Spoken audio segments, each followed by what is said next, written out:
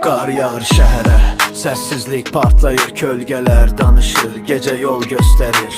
Bu nağıl deyir, bu həyatın özü. Şaxta baba gəlir amma hədiyyə söz üzü. Qar dənəsi kimi düşdüm beton küçələrə, soyuq baxışlar batır ürək hüceyrələrinə. Şaxta baba kimi gəlirəm gecə yarı, kisəmdə xəyallar var, yox içi yalanı. Uşaqlıq xatirəsi qırıq bir güzgüdür, hər çatında həyatın sərt bir üzüdür. Qar ağdır, amma dünya qapqara. Kim dürüsttür bu oyunda, kimdir hara? Pul oyundur, insan figur taxta üstü. Həyat şaxta mat olur, bəzən budur həqiqət. Brat, mən ritmdə qaçıram zamanla yarış. Şaxta kimi donmuş qəlblərə odla qarış.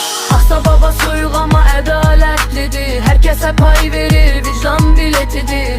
Qar yağır üstümüzə günah kimi, kim təmizdirsə sabahı onun kimidir. Şaxta baba, Kisəmdə sözlər, hədiyyəm dərsi. Şaxta baba, Yalanı dondurur, həqiqət sərsəm. Mən donmuş şəhərdə isti ürək gəzdirirəm.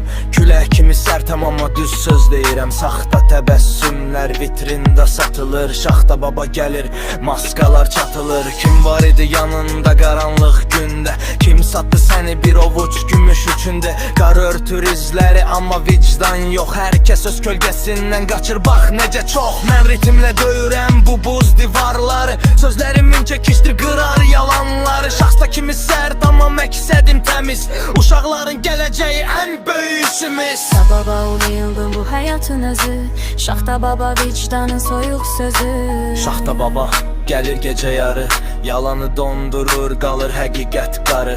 Kim ürəyini satıb biraz qızıl üçün, sabah o qarın altında qalacaq bütün. Şaxta baba, Bu ritim ədalətdir, Şaxta baba, soyuqdur amma həqiqətdir. İnsan baba soyuq amma ədalətlidir, hər kəsə pay verir, vicdan biletidir. Qar yağır üstümüzə günah kimi, kim təmizsə sabahı onun kimidir. Şaxta baba, kisəmdə sözlər, hədiyyəm dərsi. Şaxta baba, Yalanı dondurur, həqiqət sərsəm. Şaxta baba soyuq amma ədalətlidir, hər kəsə pay verir, vicdan biletidir.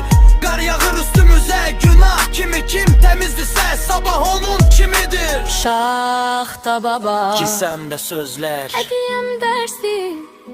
Şaxta baba, yalanı dondurur. həqiqət sərsəm.